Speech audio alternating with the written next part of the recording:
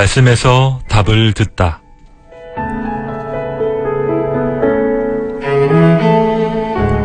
삶의 현장에서 그리스도인들이 떠올리게 되는 여러 가지 질문과 의문에 대해 성경 말씀에 입각한 답변을 들어보는 시간입니다.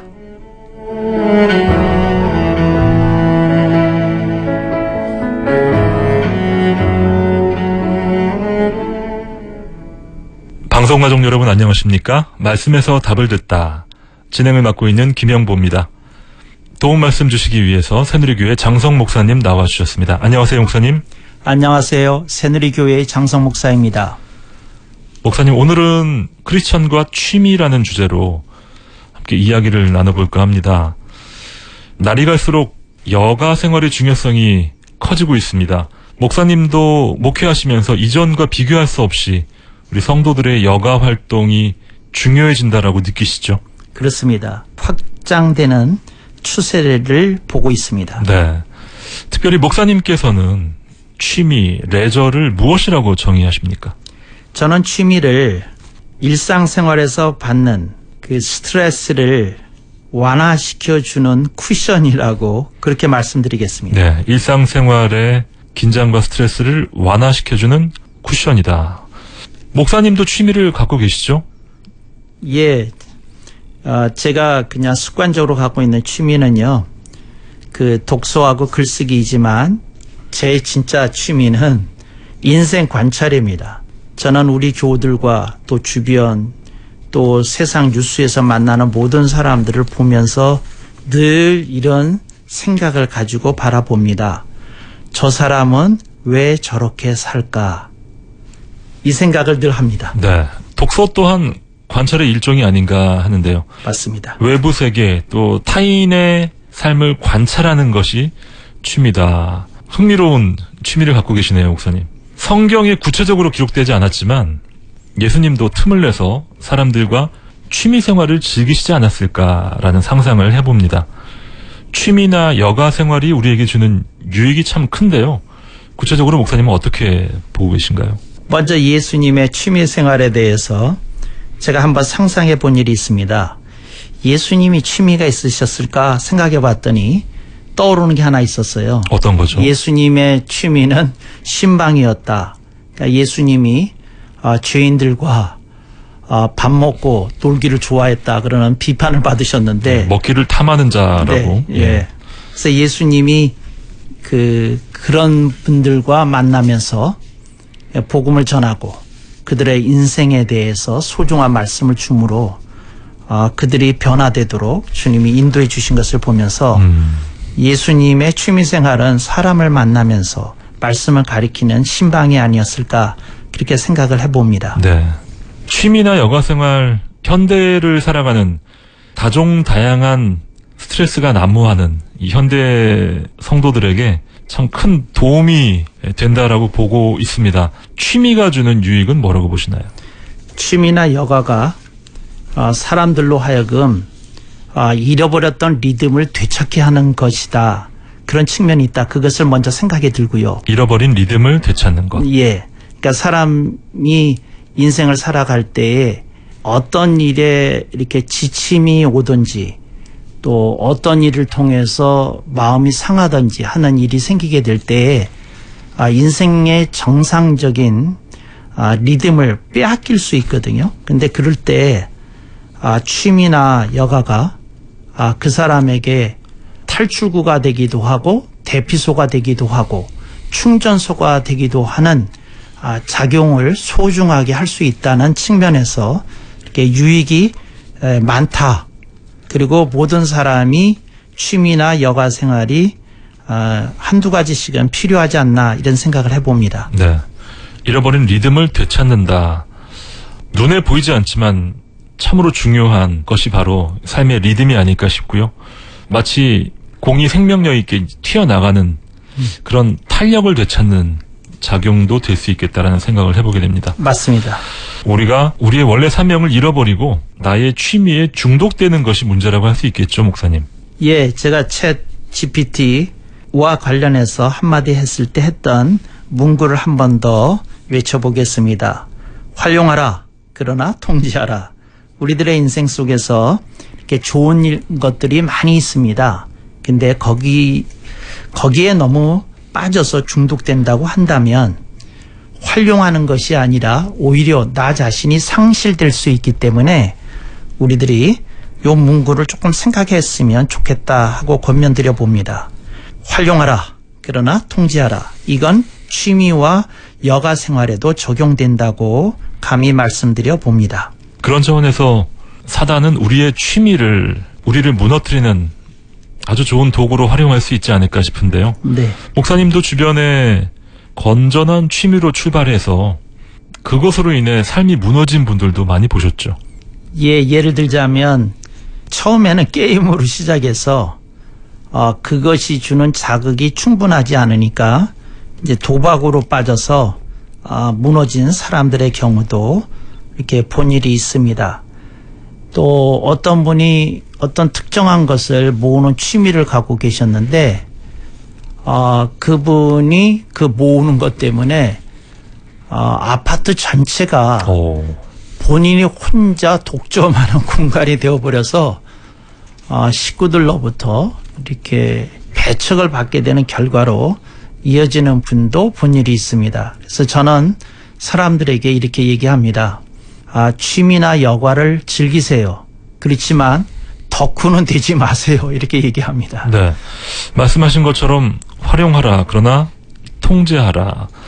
통제하려면 힘이 있어야 되는데 모든 것을 다 내어주게 될 때 통제가 아니라 취미의 지배를 받게 되는 현상이 일어나겠습니다. 맞습니다. 즐기는 단계에서 내가 지배당하는 단계로 넘어가는 그 변곡점이 존재할 텐데 그것을 분별할 수 있는 영적인 민감성이 우리에게 필요하겠네요. 스마트폰을 활용할 수도 있을 것 같습니다. 그러니까 내가 어디에 많은 시간을 쓰고 있는지 이렇게 들여다보면 됩니다. 그리고 본인이 그 시간 규제를 먼저 이렇게 정해놔야 됩니다. 예. 네, 여기에는 내가 하루에 2시간 이상은 쓰지 않겠다든지 혹은 뭐 3시간 이상은 쓰지 않겠다든지 그런 시간 규제, 시간을 들여다보고 시간을 규제하는 것이 먼저 꼭 선행되어져야 한다고 말씀드리겠습니다. 네. 시간이라는 축을 활용해서 취미생활을 통제해보자라는 말씀이신데요. 한 가지가 더 있습니다. 그게 뭐냐면 재정 규제입니다. 이 건에 대해서 나는 얼마 이상을 지출하지 않겠다 하는 재정 규제가 꼭 필요합니다. 예. 시간과 재정이라는 축을 가지고 내가 얼마나 건강한 취미생활을 하고 있는지를 살펴보라라는 말씀. 또 공동체 안에서 신뢰할 수 있는 공동체 구성원과 자신의 취미를 나누는 것도 방법이 될 수 있겠네요. 그렇습니다. 네. 예전에는 잘하는 일을 직업으로 삼아오곤 했습니다. 이제는 시대가 지나서 좋아하는 일을 직업으로 삼는 분들이 늘고 있는데요. 이러한 시대의 변화를 어떻게 바라보시는지, 또 직업과 취미의 균형을 어떻게 맞춰가면 좋을런지 말씀 부탁드립니다. 먼저 우리 모두가 부족한 존재라는 거 이렇게 인식하면 좋겠습니다. 그러니까 무슨 말이냐면 나도 얼마든지 중독에 빠져들 수 있다. 그게 일 중독이든 쾌락 중독이든 취미 중독이든 이렇게 내가 빠져들 수 있는 존재라는 걸 인식하고 이렇게 자신을 지켜보는 태도가 꼭 필요하다. 이 말씀을 꼭 드리고 싶고요. 그 다음에 두 번째는 자신을 아끼고 사랑하는 사람들의 모니터링을 요청하고 기꺼이 들으려는 자세가 필요하다고 생각이 되어집니다. 여보, 당신이 보기에 내가 이 취미 어떻게 했으면 좋겠어? 그러면 배우자가 당신은 이러이러한 면에서 조금 지나치게 빠져드는 것 같아. 그 얘기를 경청하라는 겁니다. 또 그것이 자기가 다니는 교회의 목사님일 수도 있고요. 또 자기의 절친일 수도 있고요. 이제 그분들이 야 네가 보기에는 어떠냐? 그럼 그 친구들이 진심을 다해 해주는 이야기를 경청하는 마음만 있으면 충분히 잘 통제할 수 있을 것이라고 생각되어집니다. 건강한 공동체가 우리를 보호해주는 중요한 울타리가 될 수 있겠네요. 맞습니다. 많은 분들이 자신이 좋아하고 즐기는 일을, 취미로 좋아하고 즐기는 일을 나의 업으로 삼겠다라는 이런 현상들을 목사님은 어떻게 바라보시나요? 저는 여기에 하나를 더 추가하고 싶습니다. 그러니까 잘하는 일을 직업으로 삼는 사람이 있고요. 좋아하는 일을 직업으로 삼는 사람이 있고요. 그 다음에 우연히 만나게 된 일이 필연이 된 직업이 된 사람들도 있어요.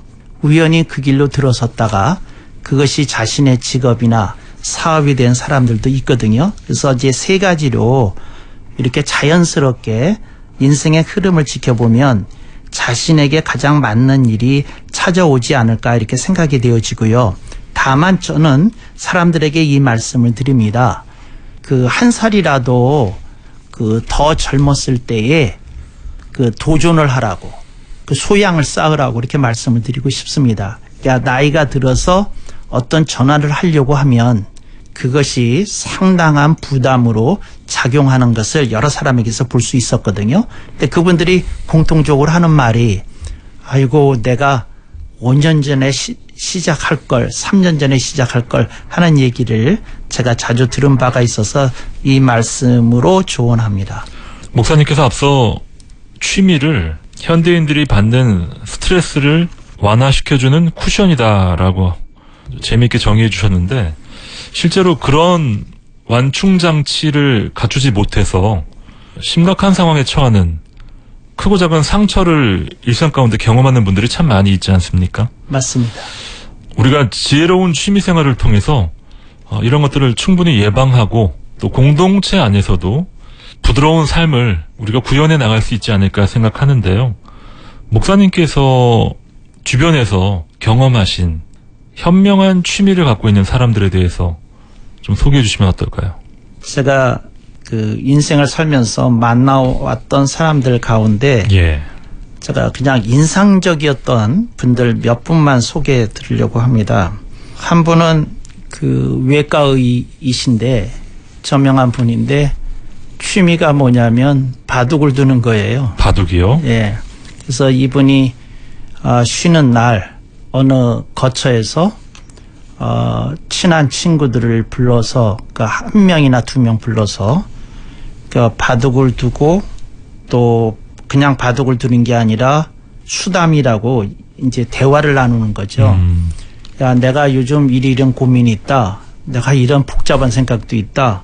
이런 게 힘들고 짜증난다. 모르면서 주거니 받거니 하면서 이렇게 바둑을 몇 판 두고 나면 그 나눈 대화 속에서 얻은 걸 가지고 자기 자신이 그 힘들었던 것이 걸러지는 것을 체험한다고 이제 그렇게 말씀하셨던 외과의를 한번 본 일이 있고요. 그 다음에 이제 또 한 분은 한 달에 한 번씩 산행을 하는데 혼자 해요. 그러니까 새벽서부터 이제 시작을 하는데 깜깜한 새벽에 그 동이 트기 전에 하여튼 4시 반인가서부터 산행을 시작을 하셔서 이제 한 12시까지 이렇게 하시는 분인데 그 끊임없이 그 자기 자신이 안고 있는 그 스트레스, 아픔, 힘듦 뭐 이런 거를 그냥 뚜벅뚜벅 산 위에 올라갔다가 내려오는 그 과정을 통해서 이제 정화가 된다고 그리고 그 사이에서 숲이 주는 그 힐링을 체험하는 게 너무 좋다고 이제 말씀하신 그 두 분이 이제 기억이 나고요. 그 다음에 저에게 한학을 가르치셨던 소혜서 선생님이 계시는데 한학이요? 예. 그 한학을 가르쳤던 그 소혜서 선생님께 선생님은 힘들 때 계시면 뭘 하세요? 하고 여쭈었더니 선생님이 뭘 하느냐고 하시면서 고전의 어떤 대목을 자기가 암송하는 어떤 구조를 계속 암송하면서 그 의미를 곱씹을 때 인생에서 찾을 수 없는 희열을 느끼신다고 이렇게 말씀하시는 스승님이 계셨거든요. 그래서 말씀을 곱씹으면서 지내는 것이 이렇게 그 사람에게 그렇게 인생에 환희를 안겨다 줄 수 있는 거구나. 하여튼 이런 세 분이 생각나서 말씀드립니다. 네. 목사님은 어린 시절 한학을 공부하셨군요. 조금 했습니다. 서당에 다니신 거예요? 서당에 다닌 건 아니고요. 소혜서 선생님이 길거리에서 저를 픽업하셔서 이제 자신의 집, 자신의 서재에서 한학을 좀 가르쳐 주셨습니다. 네. 오늘 목사님의 이야기가 생각나는데 그분도 등산을 취미로 갖고 계신 분인데요. 산에 오르면서 말씀 한 구절을 가지고 출발을 하신다고 합니다. 산 정상을 밟고 내려오실 때 하산을 마치게 되면 설교 한 편이 완성된다라는 말씀을 들은 적이 있는데, 말씀을 곱씹는 것 참 좋은 방법이 아닌가 생각됩니다. 우리의 취미가 궁극적으로는 하나님과의 더 친밀한 관계로 가도록 도와주는 도우미가 되어준다면 더 바랄 것이 없겠습니다. 교회 공동체 차원에서도 이런 건강한 취미는 좀 권장되면 좋겠다라는 생각이 드는데요. 저희 교회가 아담한 교회라 제가 다 펼치지는 못했지만 제가 교회가 조금만 더 규모가 커지면 이런 걸 해봤으면 좋겠다 하고 생각했던 것들이 몇 가지 있어요. 그래서 방송을 듣는 분들이 좀 생각하셨다가 여러분이 섬기시는 교회에서 이런 거 하면 어떤가 싶어요. 저는 그 교회 내에서 서도가 조금 더 활성화됐으면 하는 마음이 있습니다. 서도요? 예, 우리 그 서예의 길.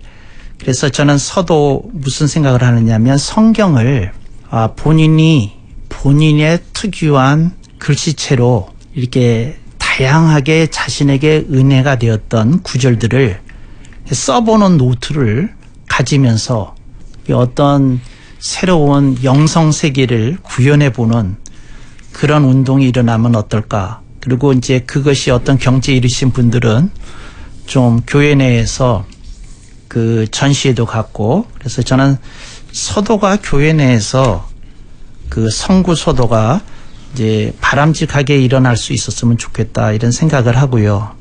또 하나는 기독교가 다도에 대해서 너무 이렇게 취약한 부분이 있는데 성경의 가르침과 이 다도를 접목시켜서 우리 생활에서 차 한 잔을 의미하면서 하나님의 말씀을 내 심령 속에서 우려내는 그런 어떤 문화 활동이 일어나면 어떨까. 예. 이제 교회 내에서 그 다도실 같은 것도 만들면 좋지 않을까 이런 생각을 해봤고요. 또 하나는 향도입니다. 이 향이 굉장히 사람의 후각을 자극하면서 사람에게 휴식과 안식과 힐링을 줄 수 있거든요. 그래서 다양한 향을 통해서 조금 사람들이 쉬는 그 허브 향을 통해서 쉼을 얻는, 그리고 생활에 활력을 얻는 그런 문화 활동도 좋지 않을까 이렇게 생각해 봅니다. 네. 사실 좋은 아이디어를 가지고 이렇게 만나다 보면 정말 세상에서 부러워하는 멋진 기독교 문화를 또 만들어낼 수도 있겠다라는 생각이 듭니다. 현재로서는 우리 크리스천들이 만나서 차를 마시는, 커피를 마시는 문화가 굉장히 발달해 있는데, 목사님께서 소개해 주신 서도, 다도, 향도, 오감을 활용하는 만남과 대화라는 그런 테마를 가지고 우리만의 좋은 기독교 문화를 찾아가고 또 만들어가면 더욱 좋겠다라는 생각이 듭니다. 목사님, 크리스천과 취미 생활에 대해서 덧붙이신 말씀. 그리스도인들이 좀 더 풍성한 인생을 사는 걸 주님이 응원하고 격려하고 계시다는 말씀을 꼭 전해 듣고 싶고요. 주님은 여러분들이 여러분의 집을 장식하기 위해서 시간 보내는 걸 주님은 아마 응원하실 거라 생각합니다. 그런데 주님이 말씀하시는 건, 얘야, 그렇다고 과소비는 하지 마라. 얘야, 거기에 너무 지나치게 네 에너지와 재정을 투입하지는 마라. 나는 네가 삶의 생기와 활력을 얻는 만큼만 네가 취미와 여가 생활을 하면 좋겠다. 그리고 나는 그 순간에 너랑 모든 순간순간을 함께 하고 싶다. 그런 주님의 메시지를 들으면서 일상생활하면 좋겠다. 그 말씀 드리고 싶습니다. 네. 주 안에서 우리의 바른 우선순위 가운데 아름다운 취미생활도 이루어지리라 생각해 봅니다. 말씀에서 답을 듣다 지금까지 새누리교회 장성 목사님과 함께했습니다. 목사님 도움 말씀 감사합니다. 감사합니다. 애청해 주신 여러분 감사합니다. 지금까지 제작 진행의 김영보였습니다.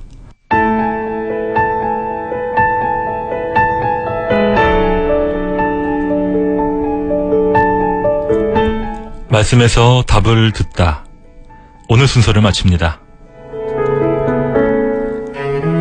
방송 들으시고 신앙생활에 도움받기 원하시는 분은 서울 새누리교회 전국번호 1855-1691번으로 연락 주시기 바랍니다.